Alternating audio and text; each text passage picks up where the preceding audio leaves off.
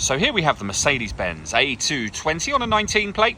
I'm going to start off by hopping inside the car and running through some controls first of all. Okay, now that we're inside the car, we're going to start with the dials. We have the speedometer in the middle. As you can see, there's a digital readout for the speedometer up there as well. We've got to the right-hand side of that, the gear. This car is currently in. It's an automatic, so we're in park at the moment. And the total miles for the car are in the centre as well. They are 24,651. You can change the information displayed up here using controls on the steering wheel for various different menus. As you can see, you can even change the style of the dials as well.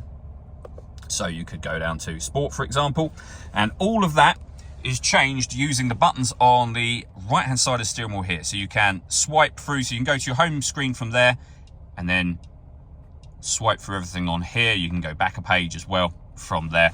Very easy to use. Similarly, on the left hand side of the steering wheel, we have the same buttons, but they relate to the central screen. They do exactly the same thing as these, but for the central screen, which we'll come to in just a moment. We have the stereo and phone controls beneath that, and behind the steering wheel, the minus and plus paddles, so that you can change up and down a gear manually with this automatic gearbox. So once that central screen, if I press the home button, you'll see we are on the home screen just there.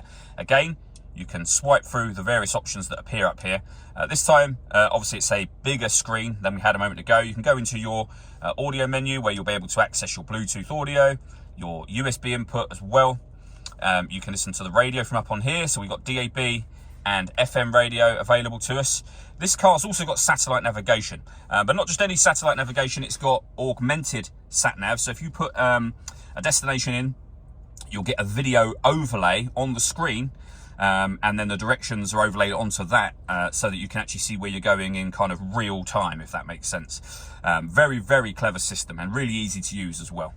Working our way down from that, we have dual zone climate control. So you can adjust the driver temperature up and down from here. Same for the passenger side. You can increase and decrease the fan speed. You can determine what direction you'd like the air to be distributed in. And then when you're happy with those settings, you can turn your air conditioning on and off from down here, or you can put it into auto. The car will then maintain the temperatures you've asked for by taking control of the fan speed and direction of the air for you. And you can turn that off whenever you wish to. We have some storage open just here, so we've got a couple of cup holders inside there. And then we have this pad. So this is much like a trackpad on a laptop and works exactly the same way as the black button I showed you on the steering wheel a moment ago, in that you can swipe through the various options up on there. You can push the pad down to enter certain menus. So for example, I've just pushed it down to enter your satellite navigation. You can look at the classic view for satellite navigation or the augmented view, which I mentioned already. All that leaves me to say is thank you for taking the time to watch this video. If you'd like to come and see the car in person and have a test drive, please feel free to call either of our MJA sites. We'd love to hear from you soon.